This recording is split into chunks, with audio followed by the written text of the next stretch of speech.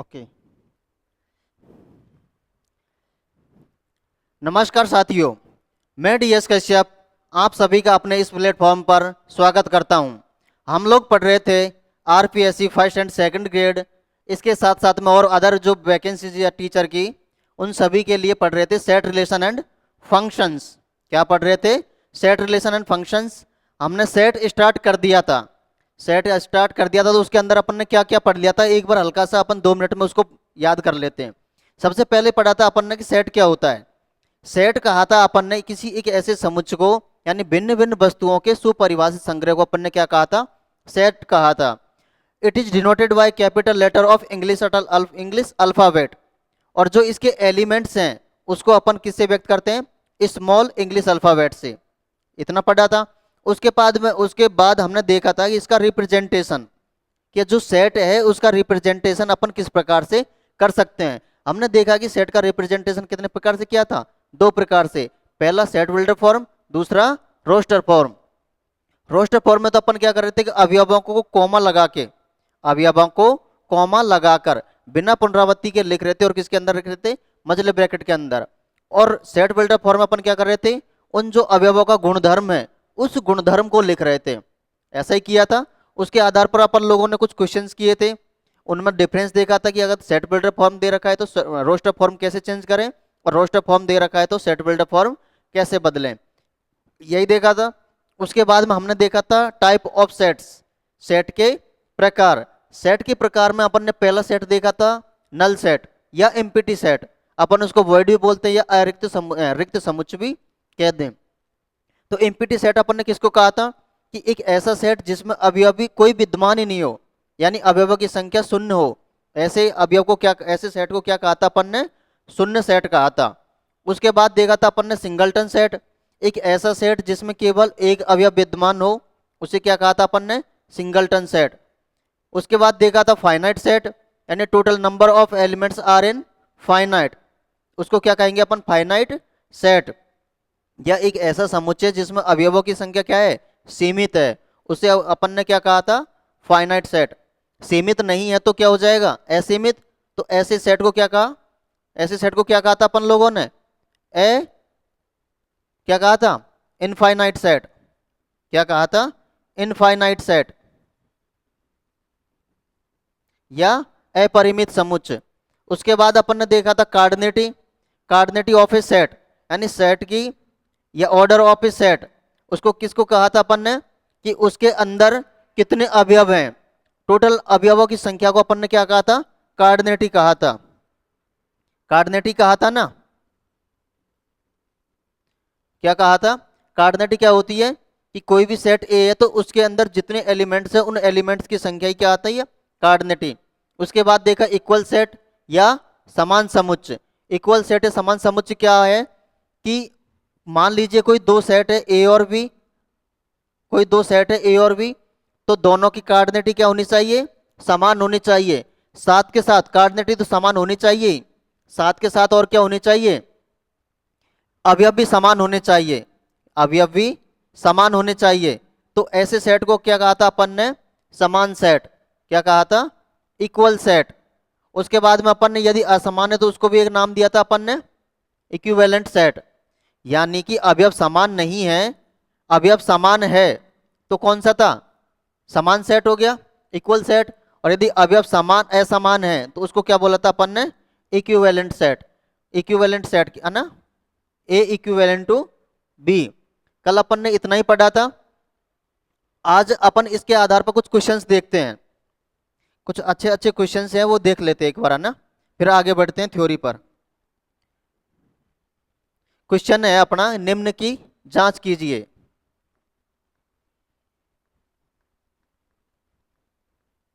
निम्न की जांच कीजिए,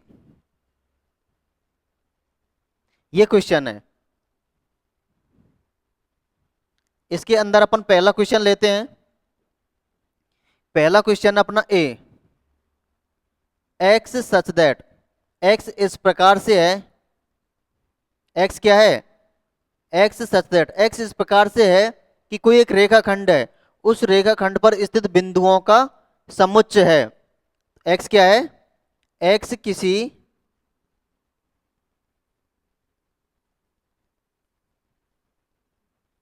किसी रेखाखंड के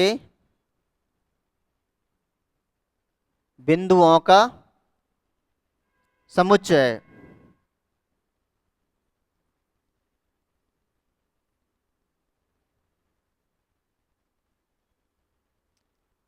दूसरा एग्जाम्पल,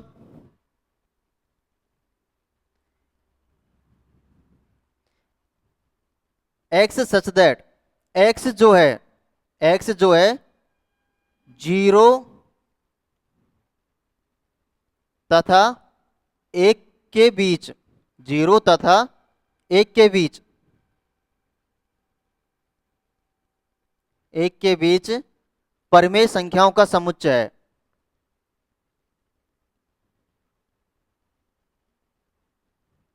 परिमेय संख्याओं का समुच्चय।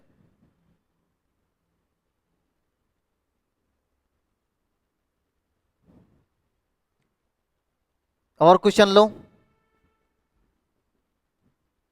क्या ले सकते हैं अपन, X such that x square minus 1 is equal to 0, जहां X belongs to Z.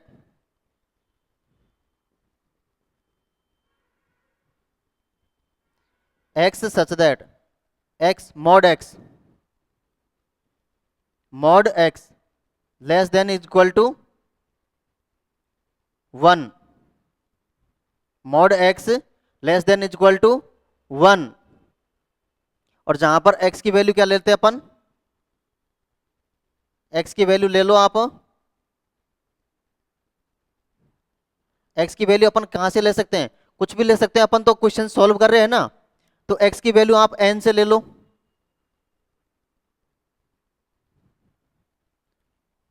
Question number 5,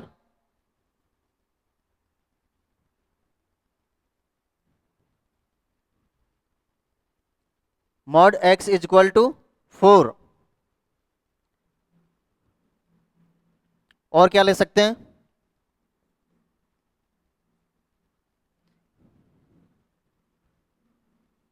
x such that x square plus 1 is equal to 0, जहां एक्स जो है रियल नंबर में से है, वास्तविक संख्याओं में से है। 7, क्या ले सकते हैं, देखो एक्स सच दैट, या अपन 2D में ले लेते हैं, x comma y such that x square plus y square less than is equal to 1, less than is equal to x plus y, और एक्स कॉमा वाई जो है वो कहां से है, एक्स कॉमा वाई जो है वो कहां से है, आर से है। इस तरीके से देखो,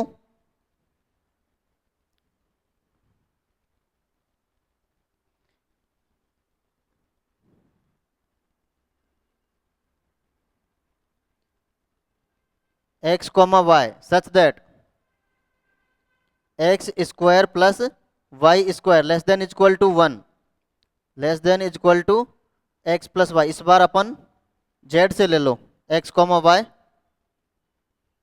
कहां से ले रहे हैं अपन, जेड के अंदर से, ठीक है। ये क्वेश्चंस हैं, तो इन क्वेश्चंस को अपन सॉल्व करते हैं। देखो एक बार क्वेश्चन अच्छी तरीके से देख लो, क्वेश्चन समझ में आया कि नहीं आया। अपन को क्या करना है, इनकी जांच करनी है, इनको सॉल्व करना है। तो कैसे सॉल्व कर सकते हैं, देखो क्या दे रखा है कि पहला क्वेश्चन क्या है, किसी रेखाखंड के बिंदुओं का समुच्चय, किसी रेखाखंड के बिंदुओं का समुच्चय। देखो ये एक रेखाखंड है, इसको एक रेखाखंड मान लो, तो इस पर कितने बिंदु हो सकते हैं, अरे कितने बिंदु हो सकते हैं इस पर, इस पर बिंदु तो अनंत हो सकते हैं ना, अरे हो सकते हैं नहीं हो सकते। ये कौन सा सेट हो गया, परिमित या अपरिमित, कौन सा सेट हो गया, परिमित या अपरिमित, ये हो गया अपना अपरिमित समुच्चय। लिखना चाहो तो इसका कारण लिख लो,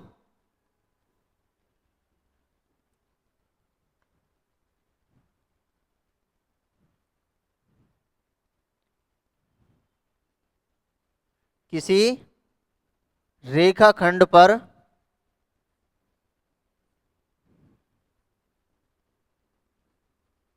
बिंदुओं की संख्या, बिंदुओं की संख्या क्या होती है? अनंत होती है, अनंत होती है। इसलिए ये क्या हो जाएगा? अपरिमित समुच्चय। क्या हो जाएगा ये? अपरिमित समुच्चय। समझ में आया? देखो इसको देखो, ये क्या है? x such that mod x less than 1, mod x। देखो इसको mod x is equal to क्या है? 1 है। Mod x is equal to क्या है? Less than is equal to 1 है, ये है ना। तो इसकी वैल्यू जो है कहां से कहां होगी? इसकी वैल्यू कहां से कहां होगी? देखो इसकी जो वैल्यूज है वो कहां से कहां होगी? यानी x कहां से कहां होगा? माइनस और 1 के बीच में। x कहां से कहां होगा? माइनस और 1 के बीच में। लेकिन हमको क्या दे रखा है? x कहां होना चाहिए? n के बीच में। नेचुरल नंबर, x की वैल्यू क्या होनी चाहिए? Natural number. लेकिन क्या नेचुरल नंबर आ रहा है क्या अपना यहां से? अरे आ रहा है क्या? नेचुरल नंबर आ रहा है क्या? ये इसका आंसर है भाई, इसका ना। ये जो है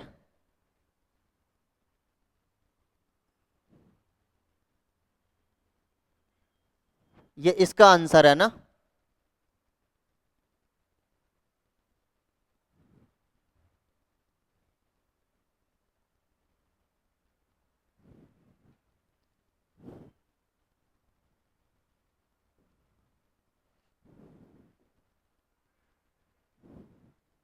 ध्यान रखना ये किसका आंसर है, यहां लिख देता हूं मैं।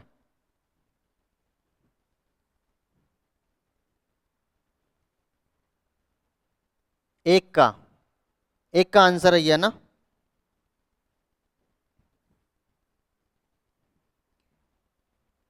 दूसरे इसका आंसर क्या? अच्छा इसका भी आंसर देखो लो। चलो अलग ही कर देता हूं मैं, अलग ही पेज में इनको।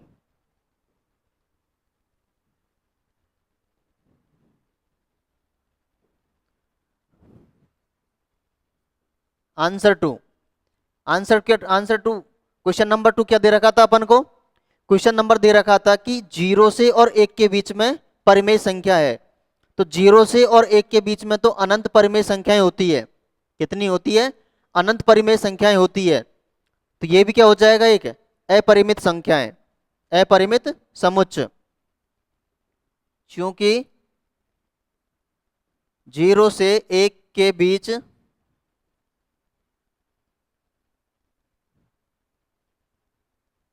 जीरो से 1 के बीच अनंत परिमेय संख्याएं,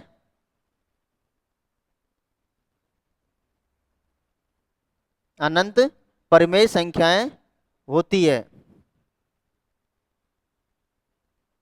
इसलिए ये क्या हो जाएगा? इसलिए ये जो सेट है ये कैसा हो जाएगा? जो अपना सेट बी है,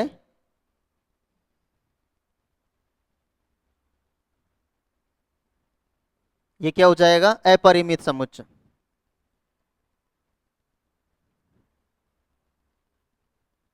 अपरिमित समुच्चय। दूसरा देखो, दूसरा क्या था अपना? Question number 2, question number 2।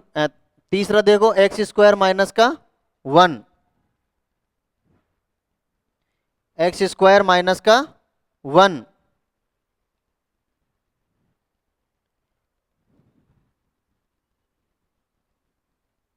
X square minus का 1, तो इसको अपन क्या कर सकते हैं? देखो यहां से x की वैल्यू क्या आ गई?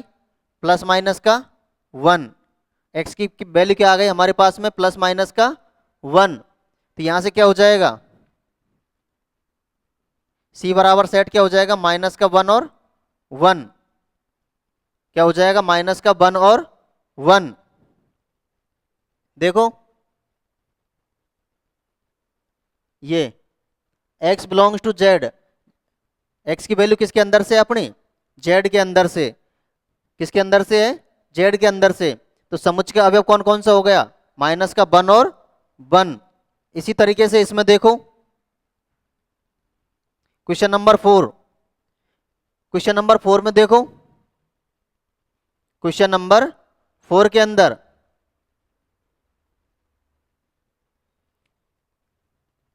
यहां देखो mod x less than is equal to 1, लेकिन अपन इसको क्या ले सकते हैं, माइनस का 1 और 1 के बीच में। लेकिन अपन को x कहां दे रखा है, n के अंदर। x किस में दे रखा है, नेचुरल नंबर में। तो अपना जो ये सेट है डी, ये क्या हो जाएगा, फाई। क्या हो जाएगा, फाई, अरिक्त समुच्चय या रिक्त समुच्चय, एम्प्टी सेट। क्या हो गया अपना ये, एम्प्टी सेट। समझ में आई एम्प्टी सेट क्यों हुआ। उसके बाद देखो पांचवा, पांचवा क्या है अपना, mod x is equal to 4, mod x is equal to 4।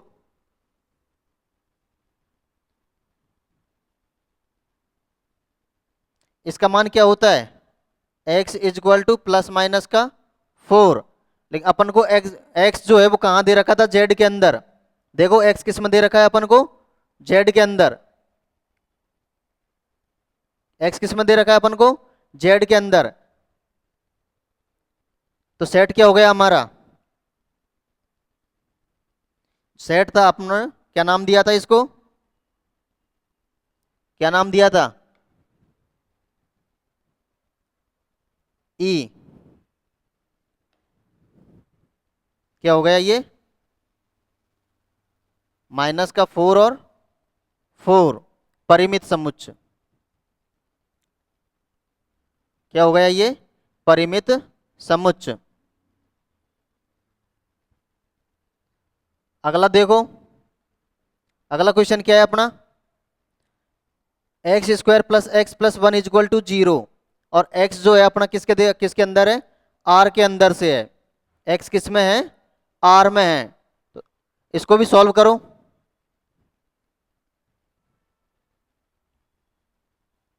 Six, set क्या दे रखा है अपन को, x such that x square plus x plus 1 is equal to 0 और x बिलोंग्स टू r, यही दे रखा है ना अपन को। देखो x square plus x plus 1 is equal to 0 है, 0 ही है ना। जब इसको सॉल्व करोगे आप तो इसका x का मान निकालोगे। सॉल्व करो, देखो माइनस का 1 plus minus under root B square minus का 4 इंटू 2a। देखो x का मान यहां से क्या आ गया, माइनस का plus minus under rude minus का 3 अपॉन 2। तो इसके रूट्स किस में आए, देखो आयोटा में, किस में आए, आयोटा, यानी कॉम्प्लेक्स हो गए इसके रूट्स। क्या हो गए इसके रूट्स, कॉम्प्लेक्स हो गए। क्या हो गए, कॉम्प्लेक्स हो गए। जबकि हमको क्या दे रखा है, x किसके अंदर होना चाहिए, r के अंदर, जबकि हमको निकल के आया ये कॉम्प्लेक्स के अंदर। इसलिए ये सेट क्या हो जाएगा, फाई हो जाएगा। क्या हो गया, फाई या रिक्त समुच्चय। समझ में आया कैसे हुआ ये। 7, सातवां देखो, सातवां क्या दे रखा था अपन को, सातवां दे रखा था अपन को कि x कॉमा वाई इस प्रकार से है कि x square plus y square less than is equal to 1 और less than is equal to x plus y, जहां x कॉमा वाई कहां से है, रियल नंबर r से है। करो इसे सॉल्व। जब आप इसको सॉल्व करोगे, देखो ये क्या है, x square plus y square, x square plus y square less than equal to 1। और एक इक्वेशन क्या है, x plus y greater than equal to 1। यहाँ दो इक्वेशन है। ये किसकी इक्वेशन है, देखो, अरे ये क्या है, ये किसकी इक्वेशन है, व्रत की। ये क्या है, व्रत। तो अपन इसको देखो, इस पर लिखो व्रत कैसे होता है। इसका मूल बिंदु क्या है, सेंटर क्या है 0,0, सेंटर क्या है इसका 0,0। ये क्या हो गया,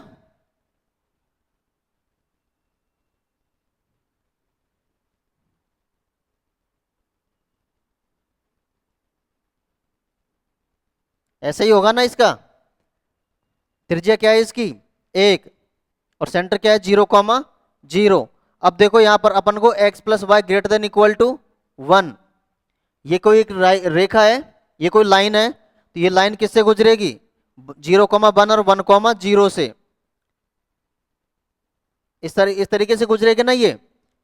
अरे x बराबर 0 रखो तो y बराबर क्या आ गया देखो 1, और y बराबर 0, y बराबर 1 रखो, x बराबर क्या आ गया 0, यही हो गया ना।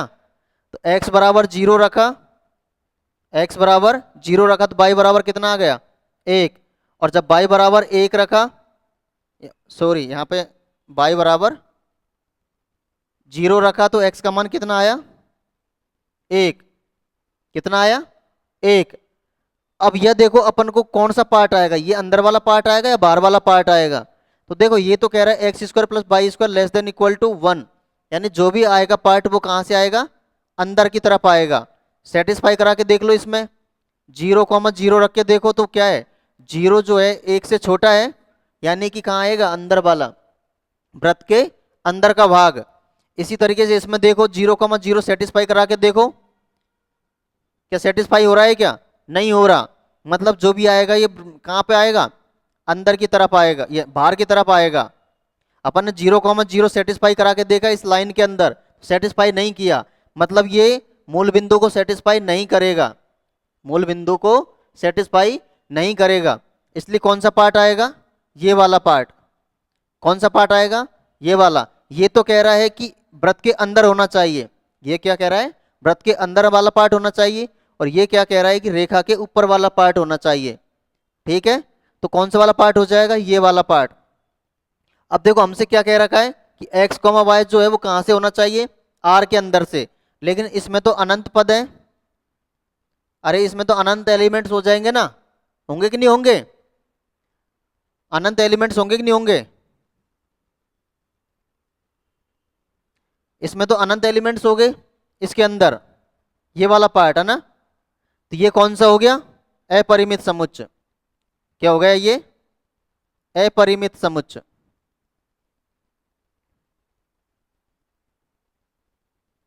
अपरिमित समुच्चय। अगला देखो 8वां,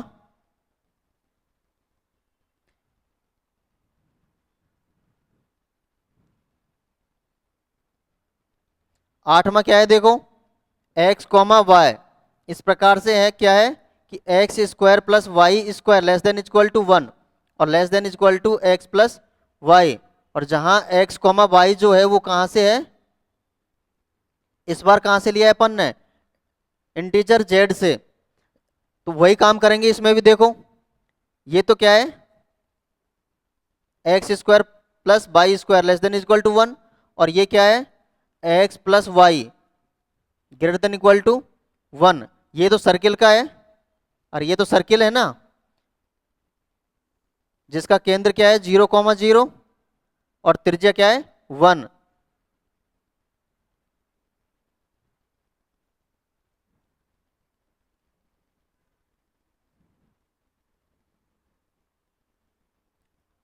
वही बनेगा,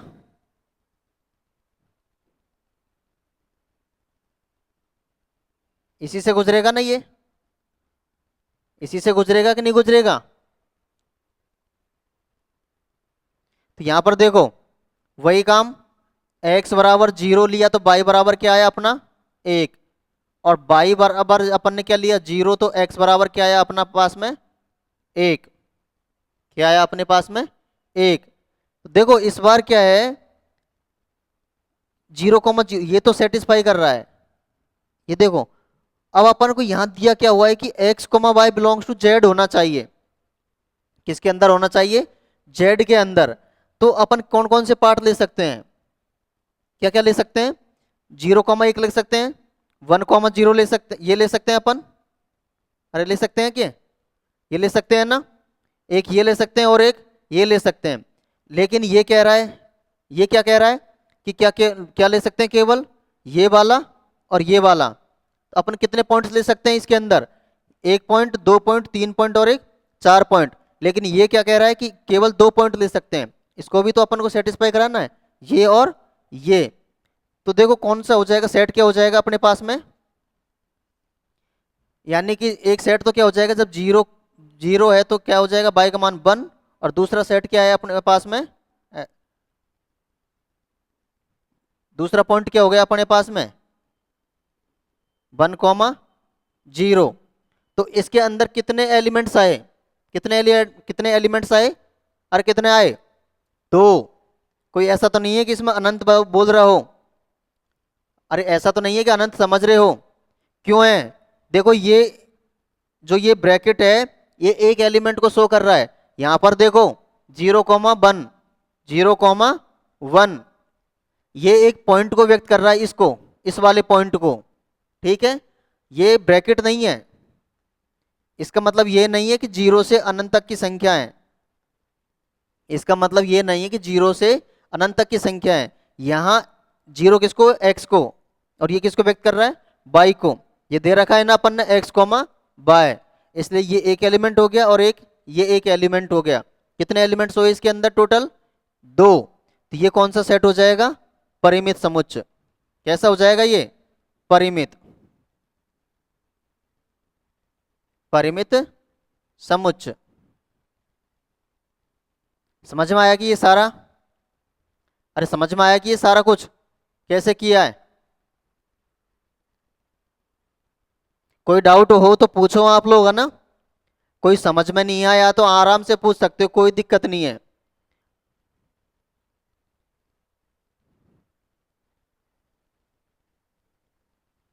ये क्वेश्चन था अपना ना, सारे क्वेश्चन हो चुके हैं, अब कोई भी नहीं बचा ना। अब अगली थ्योरी पे पढ़ते हैं। थ्योरी पढ़ते हैं अपन, सबसेट, उपसमुच्चय क्या होता है।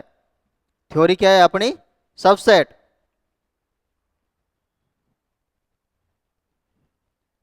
देखो उपसमुच्चय,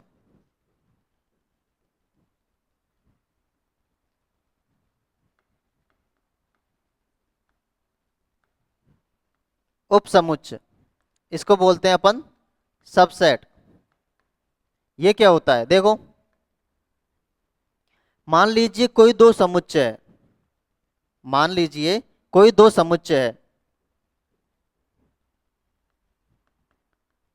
माना ए तथा बी, माना ए तथा बी कोई दो समुच्चय है, कोई दो समुच्चय है, क्या है ये, दो समुच्चय है। तब तब ए समुच्चय बी का, ए समुच्चय बी का उपसमुच्चय, समुच्चय ए का, समुच्चय बी का उपसमुच्चय, उपसमुच्चय कहलाता है, कहलाता है यदि ए के सभी अवयव बी में विद्यमान हो। यदि ए का सभी अवयव, यदि ए के प्रत्येक अवयव, या ए का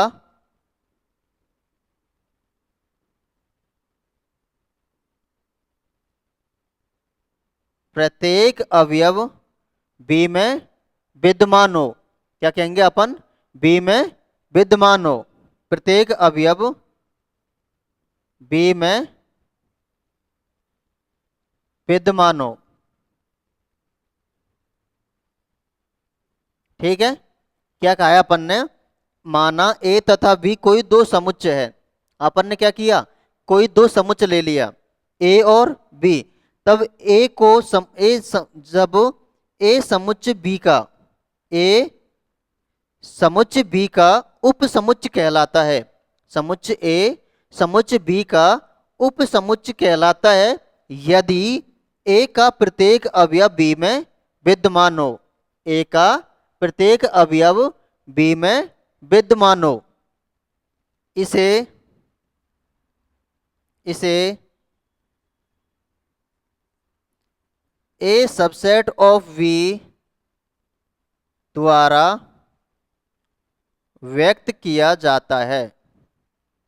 द्वारा व्यक्त किया जाता है। द्वारा व्यक्त किया जाता है। किसे व्यक्त करते हैं अपन इसको? इसके द्वारा। ए सबसेट ऑफ भी बोलते हैं इसे, है ना। तथा समुच्चय भी, तथा समुच्चय भी क्या कहलाता है? अधिसमुच्चय कहलाता है। क्या कहलाता है? अधिसमुच्चय कहलाता है, या सुपर सेट कहते हैं उसको। तथा समुच्चय भी समुच्चय ए का अधिसमुच्चय कहलाता है। समुच्चय भी समुच्चय ए का अधिसमुच्चय कहलाता है। समुच्चय बी को ए का अधिसमुच्चय अधिसमुच्चय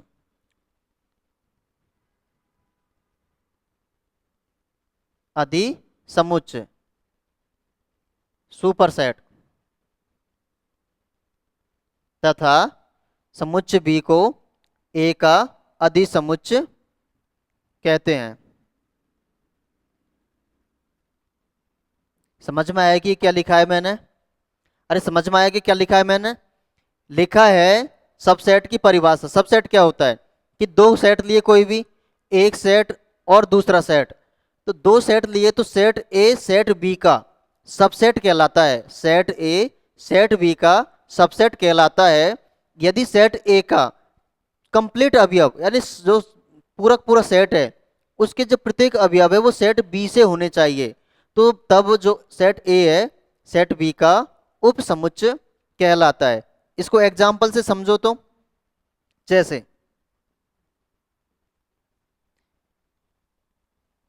मान लीजिए कोई एक सेट है बी, 1 2 3 4 और 5, और दूसरा सेट है ए, 1 2 और 3। तो देखो यहां पर बी सेट क्या है? 1 2 3 4 और 5। कितने एलिमेंट्स है इसके अंदर? 5 एलिमेंट्स। और इसके अंदर कितने एलिमेंट्स हैं? 3 एलिमेंट्स। तो यहां पर देखो 1 2 3, तो ये सारे के सारे एलिमेंट्स क्या इसके अंदर है? क्या इसके अंदर है ना? 1 2 और 3। तो ए जो है ए सबसेट हो जाएगा किसका? बी का। ए जो है ए सबसेट हो जाएगा बी का। ए सबसेट है किसका? बी का। देखो और भी एग्जांपल ले सकते हो।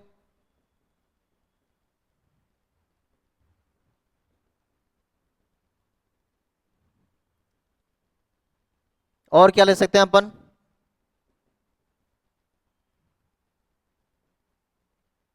ये सब ले सकते हैं अपन। तो यहाँ जो जितने भी सारे के सारे सेट हैं, ये सारे के सारे सेट सबके सब किसके सबसेट हैं? बी के। तो आप लिखना चाहो तो लिख सकते हो कि सी भी किसका सेट है? किसका सबसेट है? बी का। डी भी सबसेट हो गया और ई भी सबसेट हो गया। ई भी सबसेट हो गया किसका? बी का। एक और सेट ले लो यहां पे।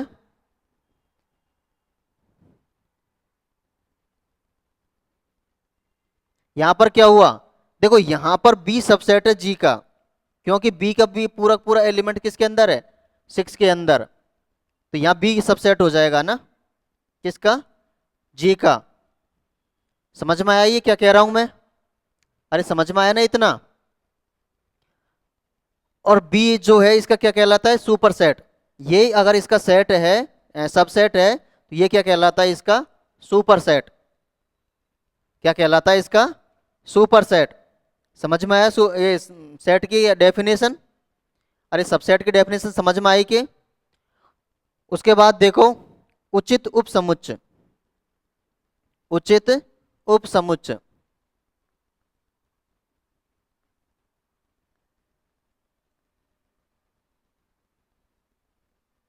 उचित उपसमुच्चय क्या होता है? उचित उपसमुच्चय क्या होता है? देखो इसको अपन समझेंगे तो इसको बोलते हैं अपन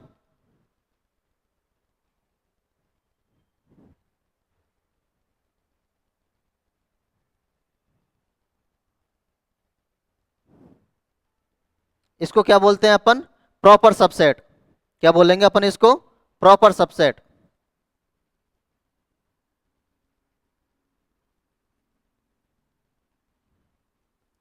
देखो इसकी डेफिनेशन क्या होती है समझो। माना ए तथा बी, ए तथा बी कोई दो समुच्चय हैं, कोई दो समुच्चय हैं, तब दो समुच्चय हैं, तब ए, तब ए समुच्चय, तब ए समुच्चय बी का, तब, या हम कह सकते हैं बी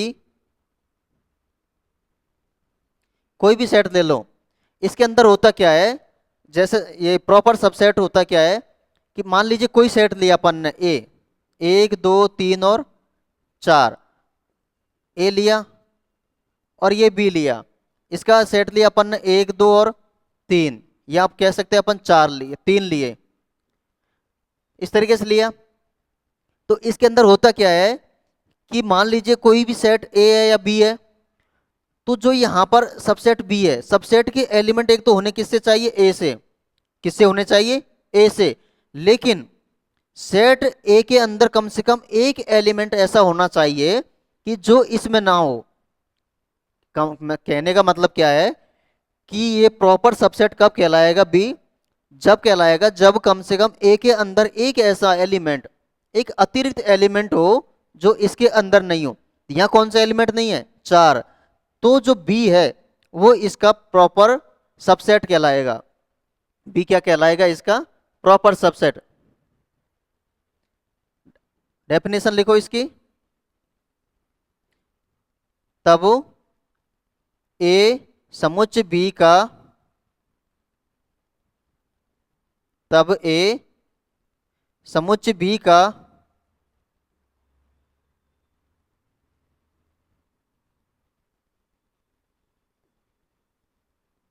उपसमुच्चय, या हम कह सकते हैं उचित।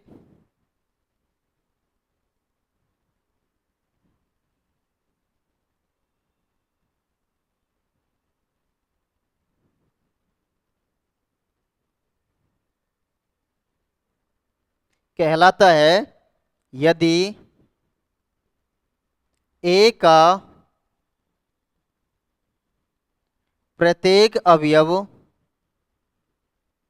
ए का प्रत्येक अवयव, ए का प्रत्येक अवयव बी में विद्यमान हो, बी में विद्यमान हो, तथा, तथा बी में, बी में कम से कम, कम से कम एक अतिरिक्त, कम से कम एक अतिरिक्त अवयव हो। क्या कहा मैंने? कि कम से कम कितने अवयव? एक अवयव तो ऐसा होना चाहिए कि वो क्या हो? अलग हो, डिफरेंट हो, अतिरिक्त हो। तब उसको अपन क्या कहेंगे? प्रॉपर, क्या कहेंगे? Proper subset. और प्रॉपर सबसेट को अपन किससे डिनोट करेंगे? इसे, इसे A subset, A proper subset of V द्वारा निरूपित करते हैं, द्वारा निरूपित करते हैं। इसको एक तरीके से और व्यक्त कर सकते हैं, जैसे ये है, इसको हटा दो, इसको भी अपन इस तरीके से भी व्यक्त कर सकते हैं, इस तरीके से। ये किसका साइन है? यानी ए जो है, ये इसका कहने का मतलब कि इसको देखो, इसको समझो क्या है इसका मतलब। इसका मतलब है कि ए जो है बी से कम भी हो सकता है और बी के बराबर भी हो सकता है। ए इसको इस तरीके से लिख सकते हो आप, है ना, ये दोनों को मिला के एक तरीके से, यानी ए इससे छोटा है या इसके बराबर है। ठीक है, तो अपन ने क्या किया, यहाँ पर बराबर का साइन हटा दिया। क्या किया, बराबर का साइन हटा दिया ना। ठीक है ना, अब समझ में आया। इसे इसके द्वारा भी व्यक्त कर सकते हैं। जैसे एग्जाम्पल लो,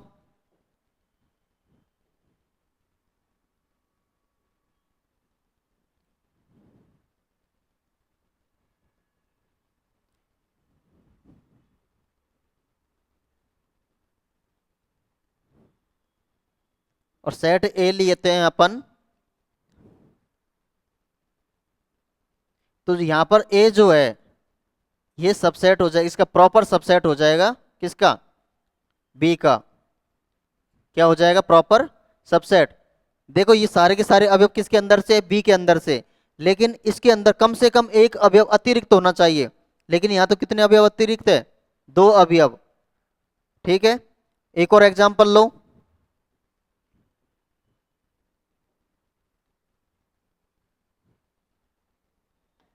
जैसे अपन बी बराबर ले सकते हैं 1 2 3 और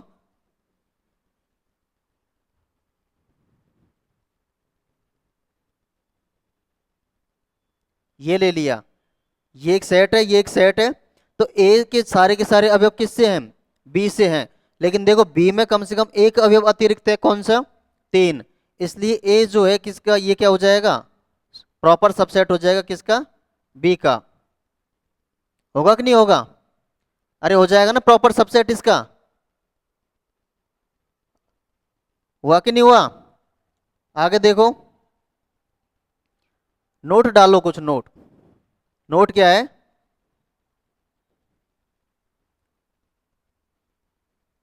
कुछ बातें हैं जो नोट्स में लिख लेते हैं ना। पहला नोट क्या है, फाई, पहला नोट क्या है, फाई प्रत्येक समुच्चय का उपसमुच्चय होता है। फाई प्रत्येक समुच्चय का, प्रत्येक समुच्चय का उपसमुच्चय होता है। फाई प्रत्येक समुच्चय का उपसमुच्चय होता है। इसका मतलब क्या हुआ, फाई एवरी, कोई सा भी सेट लो अपन, उसका क्या होता है, ये सबसेट होता है। क्या होता है, ये सबसेट होता है। फाइव भी हो सकता है ना। दूसरा, प्रत्येक समुच्चय, प्रत्येक समुच्चय, प्रत्येक समुच्चय कोई भी सेट हो, वो स्वयं का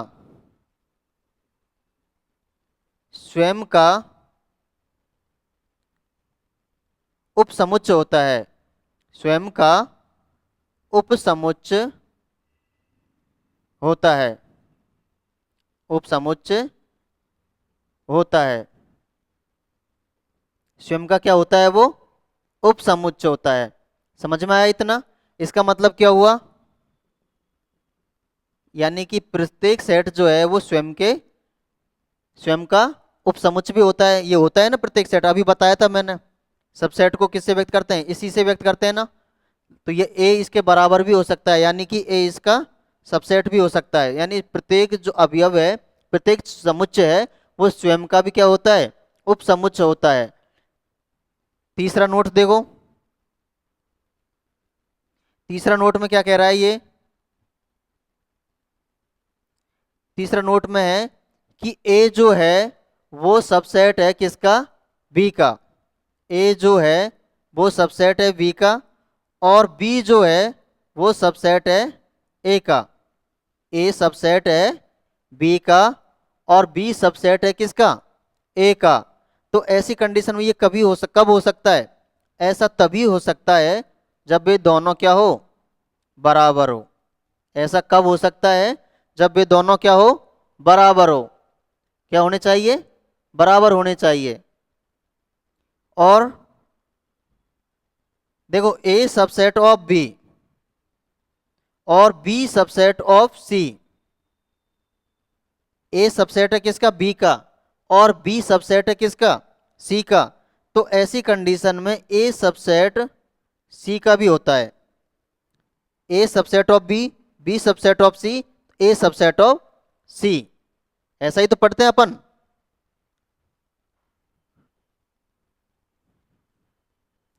ये इससे भी रिलेटेड है ना, यानी A subset of B, B subset of C, तो ए जो है सी का भी सबसेट होगा, ए जो है सी का भी सबसेट होगा। अगर समझ में नहीं आई तो ऐसे समझ लो, देखो एग्जाम्पल, एग्जाम्पल से। जैसे ए बराबर लिया 1 2 और 3, बी है अपना 1 2 और 3, सी है अपना, यहां पे देखो इन तीनों में से देखो, ए सबसेट है बी का, ए सबसेट है बी का, बी सबसेट है सी का, और बी सबसेट है कि नहीं। तो ए देखो, ए के सारे एलिमेंट सी के अंदर भी है ना, और ए के सारे एलिमेंट किसके अंदर भी है, सी के अंदर भी। तो यहां पर ए सबसेट हो जाएगा किसका, सी का। ये इसका एग्जाम्पल है, समझ में आया। अरे समझ में आया कि ये इसका एग्जाम्पल।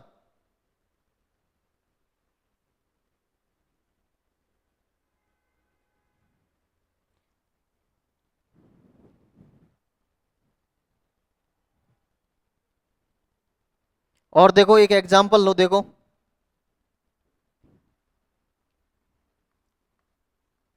एग्जाम्पल,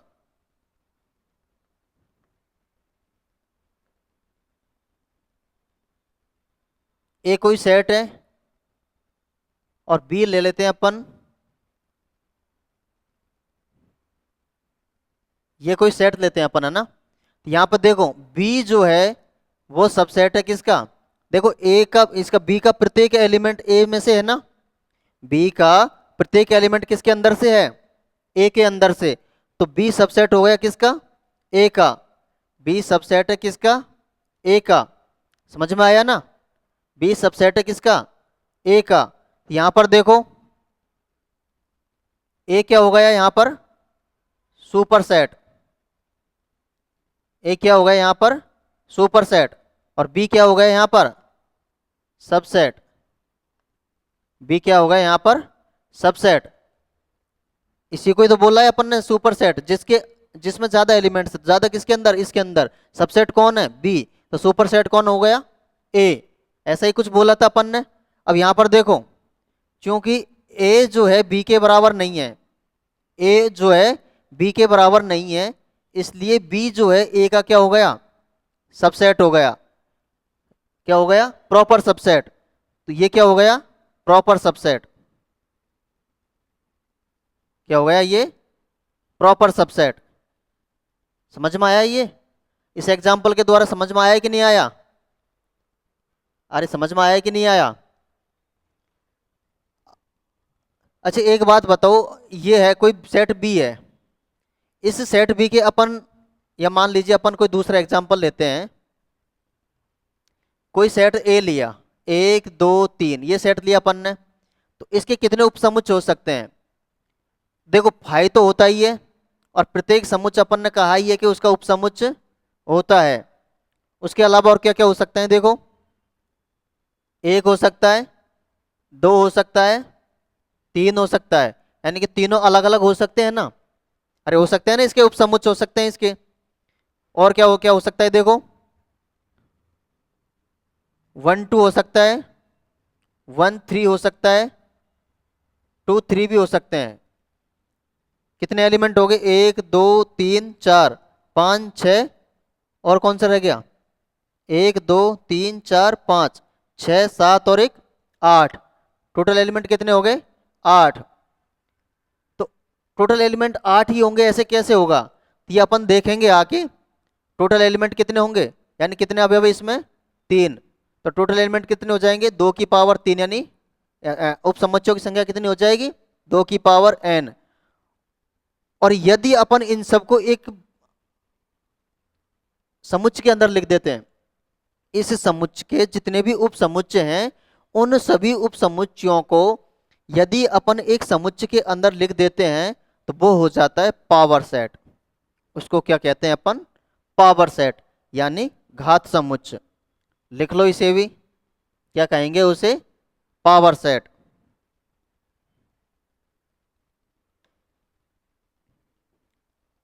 यानी कि डेफिनेशन क्या लिख लेंगे अपन?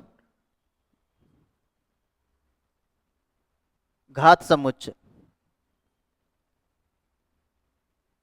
या अपन कहते हैं इसको पावर सेट।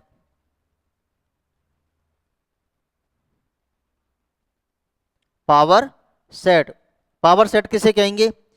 माना कोई भी एक सेट है, माना कोई भी एक सेट है, तो उसके जितने भी उप समुच्चय हैं, उन सभी उप समुच्चयों का समुच्चय, उन सभी उप समुच्चयों का समुच्चय ए का क्या कहलाता है?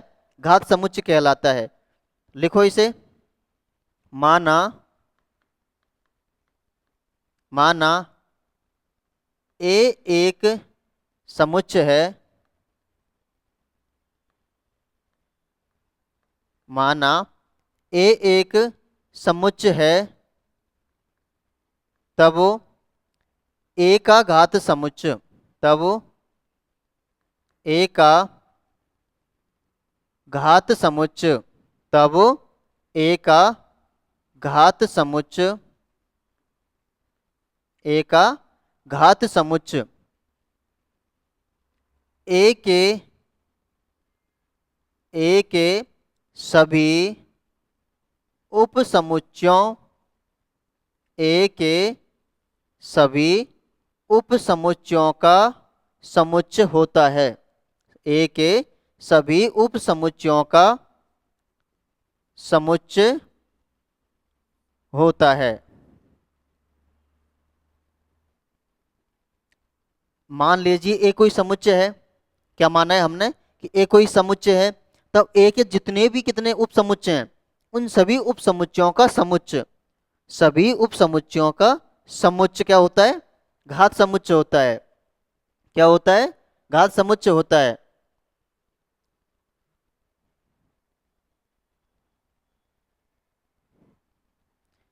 इसे अपन देखो, इसे P ऑफ ए, या इस तरीके से व्यक्त करते हैं अपन, 2 की पावर ए द्वारा व्यक्त किया जाता है, द्वारा व्यक्त किया जाता है। जैसे एग्जाम्पल अभी लिया था अपन ने, एग्जाम्पल उसी को लिख दो। जैसे ए कोई सेट है, तो इसकी पावर ऑफ सेट, इसको क्या बोलते हैं अपन? Power of set. क्या हो जाएगा देखो, 5 हो जाएगा, 1 हो जाएगा, 2 2 1 1, फिर 2 2,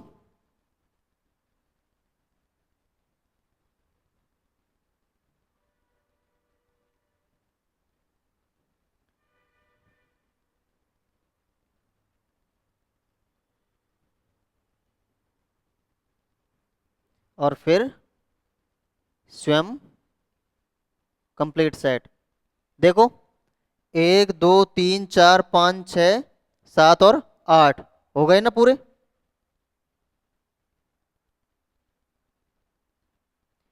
ये होता है अपना घात समुच्चय।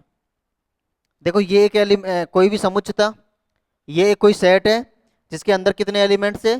3, 1 2 और 3। तो इसके कितने सबसेट हो सकते हैं? देखो 5 अपन ने लिखा था नोट के अंदर, 5 हो सकता है, और एक कंप्लीट सेट हो सकता है, मतलब स्वयं भी एक इसका क्या होता है?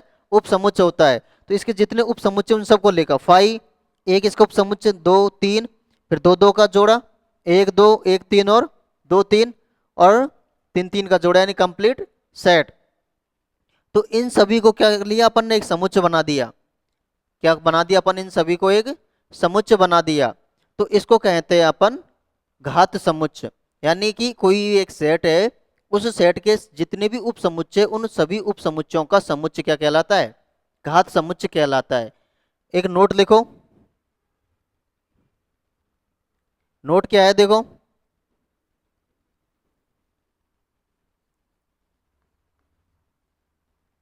नोट क्या है? कि मान लीजिए कोई एक सेट है, मान लीजिए कोई एक सेट है और उसमें अवयवों की संख्या कितनी है, एन है। कोई सेट है उसमें अवयवों की संख्या कितनी है, एन है। तब उसके उपसमुच्चयों की संख्या, तब उसके उपसमुच्चयों की संख्या, या हम कह सकते हैं तब उसके घात समुच्चय में कुल कितने अवयव होंगे, वो देखते हैं, वो लिखते हैं ना।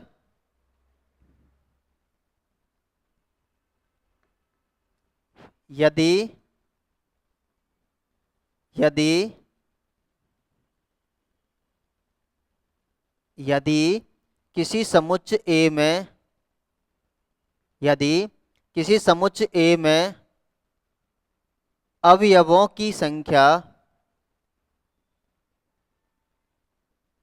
अवयवों की संख्या एन है, अवयवों की संख्या क्या है, एन है, तब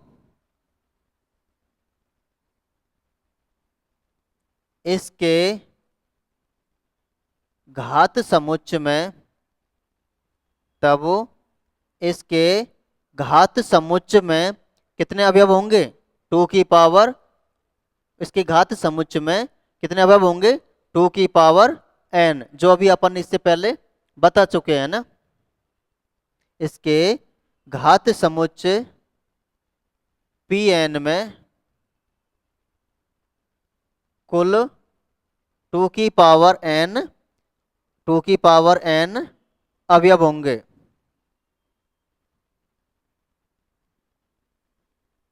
टू की पावर एन अवयव होंगे।